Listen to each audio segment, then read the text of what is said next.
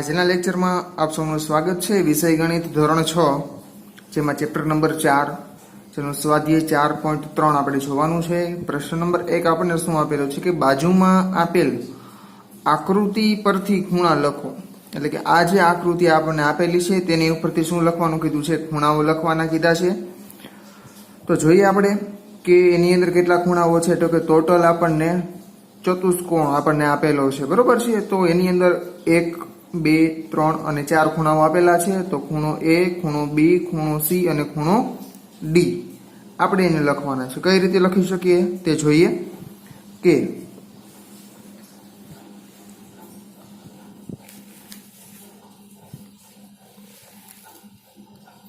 તો સ્વાધ્યાય 4.3 ની અંદર આપણને પહેલો દાખલો ખૂણો A, ખૂણો B, ખૂણો C અને ખૂણો D તે લખવો કઈ રીતે તે જોઈએ। તો પહેલો ખૂણો આપણને કયો મળે છે, ખૂણો A। બીજો ખૂણો કયો મળે છે, ખૂણો B। એક આ ખૂણો મળે ને આપણને। ત્રીજો ખૂણો C, ખૂણો C। ચોથો ખૂણો કયો છે, ખૂણો D। તો દોસ્તો અહીંયા તમે ખૂણાની નિશાની તમે જોવો છો, નિશાની મૂકવાની ભૂમિતિની અંદર આ વસ્તુ ખાસ ધ્યાન રાખવાની। જો ખૂણો દર્શાવેલો નહીં હોય તો શું સમજવું, બિંદુ છે, ખૂણો છે, કિરણ દર્શાવેલું છે, શું છે, કોઈ રેખા છે તેનો ખ્યાલ આવશે નહીં, સિમ્બોલ દર્શાવતું જવાનું। તો આને આપણે સિમ્પલ રીતે લખેલું છે। બીજી રીતે પણ લખી શકીએ કે જ્યારે ખૂણો A ની વાત આવે ત્યારે, અથવા આપણે આને બીજી રીતે પણ લખી શકીએ ખૂણો DAB, ખૂણો DAB। તો અહીં તમે જોવો છો જે આપણે ખૂણો લખેલો છે ખૂણો A, તો તેને વચમાં લખવાનું। શું કર્યું છે, વચમાં લખવાનું, જેથી કરીને આપણે ખ્યાલ આવે કે જે ખૂણો આપણે દર્શાવવો છે તે આપણે બિંદુ વચમાં લખેલું છે। હજી આને તમે બીજી રીતે લખી શકો, અથવા ખૂણો BAD, બધા જ ખૂણાને તમે આવી રીતે લખી શકો છો। ખૂણા B ને અથવામાં લખીએ, ખૂણો B જે છે ABC, ABC। તો ખૂણો જે આપણે છે એ વચમાં લખ્યો છે। અથવા તમે આમ પણ લખી શકો CBA, ખૂણો CBA। ત્યારબાદ ખૂણા C ને આપણે, એટલે કે આ ખૂણાની વાત કરી છે કે ખૂણા C ને આપણે બીજી રીતે લખવો હોય તો કેવી રીતે લખી શકાય, તો કે અથવા BCA, BCD, ખૂણો BCD। અથવા તો ખૂણો DCB, DCB। આવી રીતે પણ આપણે લખી શકીએ છીએ। ઓકે, ત્યારબાદ છે ખૂણો D, એટલે કે આ ખૂણાની વાત કરી છે તો આપણે એને કઈ રીતે CDA, ખૂણો CDA। અથવા તો ADC, અથવા ખૂણો ADC આપણે આવી રીતે પણ લખી શકીએ છીએ। આ થઈ ગયો આપણો પ્રશ્ન 4, સ્વાધ્યાય 4.3 નો પ્રશ્ન પહેલાનો જવાબ, જે આપણને ખૂણા લખવાના કીધા હતા। ત્યારબાદ છે પ્રશ્ન નંબર 2 કે પ્રશ્ન નંબર 2 ની અંદર આપણને શું આપેલું છે કે બાજુમાં આપેલી આકૃતિ પરથી માંગેલા બિંદુઓ લખો। આ જે આકૃતિ આપેલી છે તેની ઉપરથી આપણે ABC ના જવાબ લખવાના છે કે ખૂણો DOE નું અંદરનું બિંદુ, ખૂણો EOF ના બહારના બિંદુઓ, ખૂણો EOF પરના બિંદુઓ। તો અહીંયા આપણે જોવો છો કે ખૂણો DOE, આ એક ખૂણો આપ્યો મળેલો છે। ત્યાર પછી બીજો ખૂણો શું છે, એક આ ખૂણો કે EOF અથવા તો FOE, બરોબર છે। હવે આ બધા ખૂણાની બહાર કયા કયા બિંદુ આવેલું, કે બિંદુ C અને બિંદુ D બહાર આવેલા છે। અંદરની સાઈડ કયું બિંદુ એક જ આવેલું છે, બિંદુ A। ખૂણાની અંદરની સાઈડ એક જ બિંદુ આવેલું છે। ટોટલ બિંદુઓ કયા કયા છે, તો કે A, B, C, D, E, F, O, આ બધા જ બિંદુઓ આપણને છે। હવે ખૂણા ઉપર બિંદુઓ આપેલા હોય એવું કીધું હોય તો કે આ ખૂણો આપણને આપેલો છે EOF આપેલો છે ધારો કે, તો એ ખૂણા ઉપર કેટલા બિંદુ છે કે E, B, O અને F આટલા બિંદુઓ મળે। ત્યાર પછી આપણને એમ કીધું હોય કે ખૂણો EOD અથવા તો DOE એની ઉપર કેટલા બિંદુઓ આવેલા, તો કે D, O, B અને E 4 બિંદુઓ આવેલા છે, તેમ આપણે લખી શકીએ। તો આપણને ABC ના જે પ્રશ્નો પૂછેલા છે તેનો જવાબ લખવાની પ્રયત્ન કરીએ। કે સૌથી પહેલા આપણી કાચી આકૃતિ છે એના ઉપરથી આપણે જવાબ લખવાનો હતો એ કે ખૂણો ડીઓઈ નું અંદરનું બિંદુ તો ડીઓઈ ક્યાં છે ડીઓઈ આ ખૂણાની વાત કરી છે આપણે તો એની અંદર આવતું બિંદુ કયું છે ખાલી એક જ કયું છે બિંદુ એ તો આપણે લખી શકીએ એનો જવાબ લખીએ છીએ કે ખૂણો ડીઓઈ નું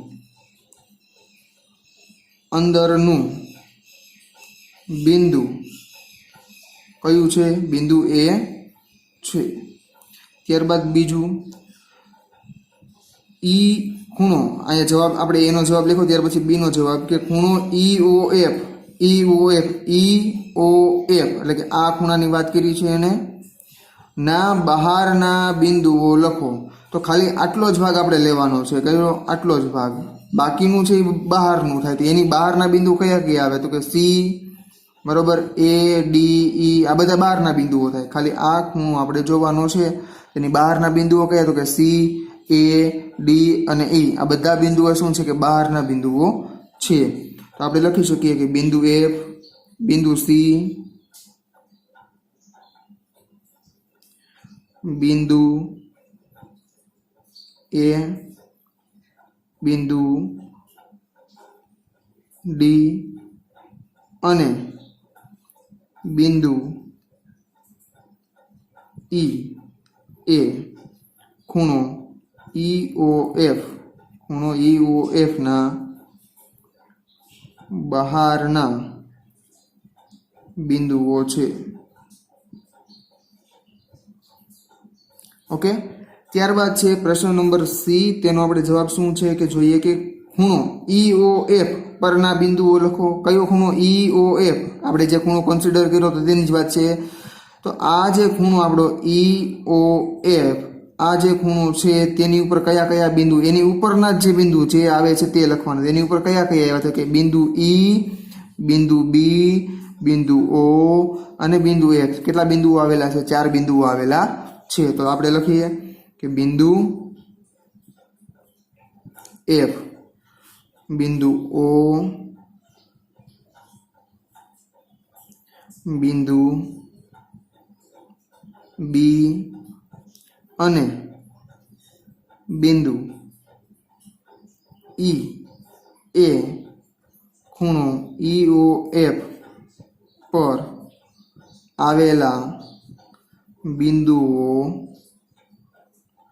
છે તો આ આપણો થઈ ગયો પ્રશ્ન નંબર 2 ઓકે દોસ્તો ત્યારબાદ છે પ્રશ્ન નંબર 3 કે પ્રશ્ન નંબર 3 આપણને શું કહે છે કે નીચેની પરિસ્થિતિ દર્શાવતી બે ખૂણાઓની કાચી આકૃતિ દોરો કેટલા ખૂણાઓ કીધા 2 ખૂણા આપણને શરતો અહીંયા આપેલી છે તે પ્રમાણે આપણે ખૂણા દોરવાના છે તે પ્રમાણે આપણે જવાબ લખવાનો છે તો પેલું કે બંનેમાં એક સામાન્ય બિંદુ હોય શું હોય કે 2 ખૂણા દોરવાના કેટલા આપણને કીધા છે 2 ખૂણા દોરવાના કીધા કે બંનેમાં એક સામાન્ય બિંદુ હોય તો દોસ્તો અહીંયા તમે જોઈ શકો છો કે આપણે અહીંયા આ પહેલો ખૂણો અને ત્યાર પછી આ બીજો ખૂણો તેમાં સામાન્ય બિંદુ શું આવ્યું બિંદુ ઓ આવ્યું તો પહેલો કન્સિડર ખૂણો આપણે આ દોરી શકીએ તો દોરીએ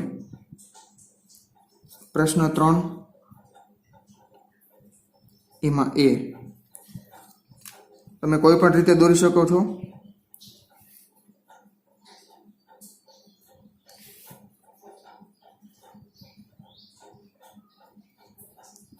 બરોબર અહીંયા હું એ આ બી આ સી અને ડી આ 2 ખૂણાઓ છે કયા કયા એ બી ડી અને બીજો ખૂણો કયો છે સી બી ડી અથવા તો ડી બી સી તેમાં સામાન્ય બિંદુ શું આવે છે સામાન્ય બિંદુ શું આવે છે તે આપણે જોવાનું છે તો તમે જોઈ શકો છો કે આપણે જે ખૂણો દોરેલો છે તેમાં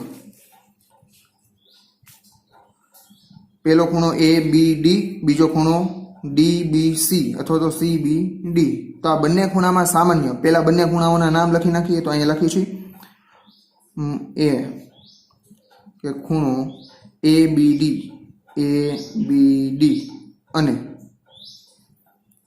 ડી બી સી અથવા તો સી બી ડી ખૂણો સી બી ડી એમાં તમે જુઓ જે આ બંને ખૂણામાં વચ્ચે જે કયો અક્ષર આવ્યો તો કે બી બંને કયો અક્ષર આવ્યો વચમાં સી તો તો આનો મિનિંગ એવો થયો કે બંનેમાં સામાન્ય બિંદુ, આપણને પહેલામાં કીધું કે સામાન્ય બિંદુ બંનેમાં બે ખૂણા હોય તો એમાં એક સામાન્ય બિંદુ હોય. તો આમાં સામાન્ય બિંદુ કયું છે કે બંને ખૂણામાં, આપણે લખી શકીએ કે બંને ખૂણામાં સામાન્ય બિંદુ કયું છે? બી છે. ઓકે, ત્યારબાદ છે બીજી કે બે સામાન્ય બિંદુઓ હોય. કેટલા? બે સામાન્ય બિંદુઓ હોય. તો બે સામાન્ય બિંદુઓ હોય તો એવી આકૃતિ દોરવી હોય તો આપણે શું કરી શકીએ? તો કે બી, સૌથી પહેલા આપણે ખૂણો દોરીએ છીએ.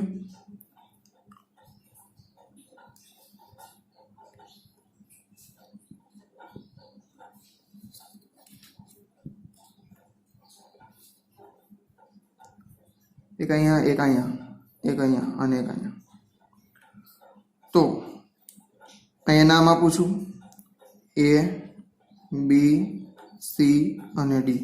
તો અહીંયા આપણે બંને ખૂણાઓના નામ લખીએ છીએ. શું કરવાનું છે? બંને ખૂણાઓના નામ લખવાના છે. તો અહીંયા બી નો જવાબ અહીંયા લખું છું. આકૃતિ અહીંયા દોરેલી છે. આ આકૃતિ પણ દોરવાની રહેશે, જવાબ પણ લખવાનો થશે.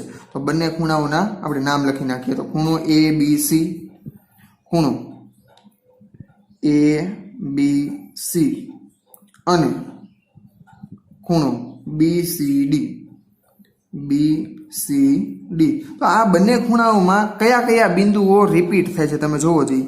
તો એક તો બી રિપીટ થાય છે, બીજો કયો છે? તો કે સી. તો અહીંયા બીજા પ્રશ્ન અનુસાર આપણે, બીજો પ્રશ્ન શું હતો? બી, કે બે સામાન્ય બિંદુઓ હોય. તો આ બે ખૂણામાં બે સામાન્ય બિંદુઓ આપણને મળે છે. કયા કયા? બિંદુ બી અને બિંદુ સી. તો આપણે લખી શકીએ કે ખૂણો એબીસી અને ખૂણો બીસીડી બંને ખૂણામાં સામાન્ય બિંદુ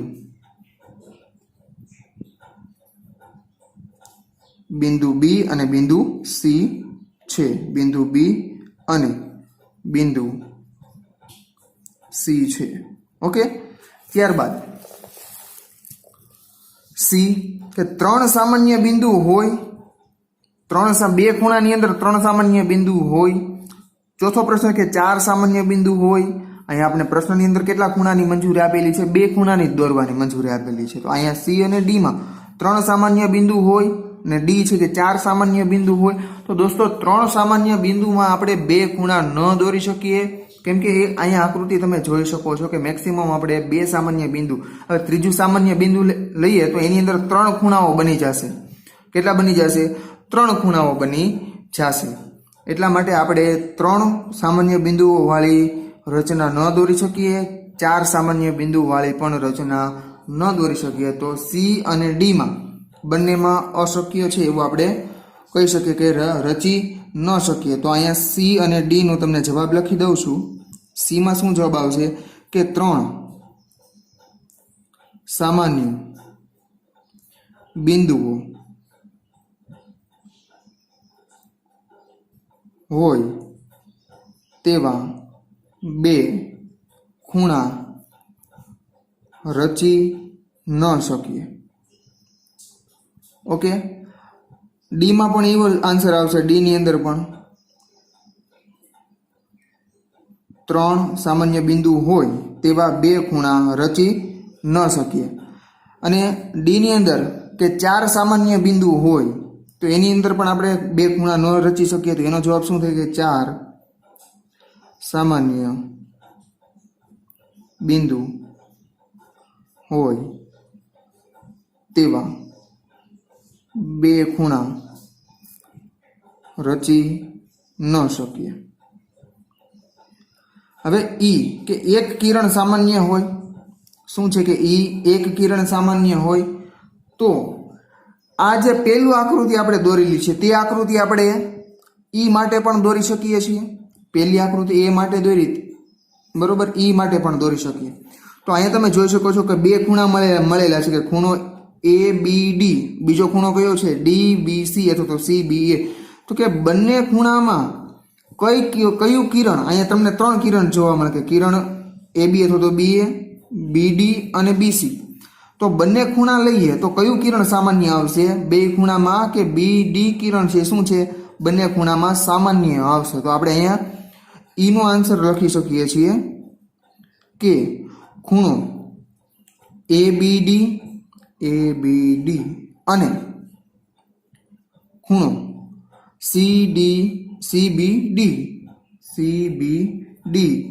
માં સામાન્ય કિરણ તમે આવી રીતે લખી પણ શકો છો સામાન્ય કિરણ કયું છે BD કાઉસમાં એને સિમ્બોલિક રીતે દર્શાવું છું BD ને BD આ રીતે એને દર્શાવવા છે કિરણ BD આમ લખી પણ શકો છો અને સિમ્બોલિકમાં તમે આ રીતે પણ દર્શાવી શકો છો તો સામાન્ય કિરણ કયું મળે છે BD મળે છે ઓકે BD છે થેન્ક યુ દોસ્તો આ થઈ ગયું આપણું સ્વાધ્યાય 4.3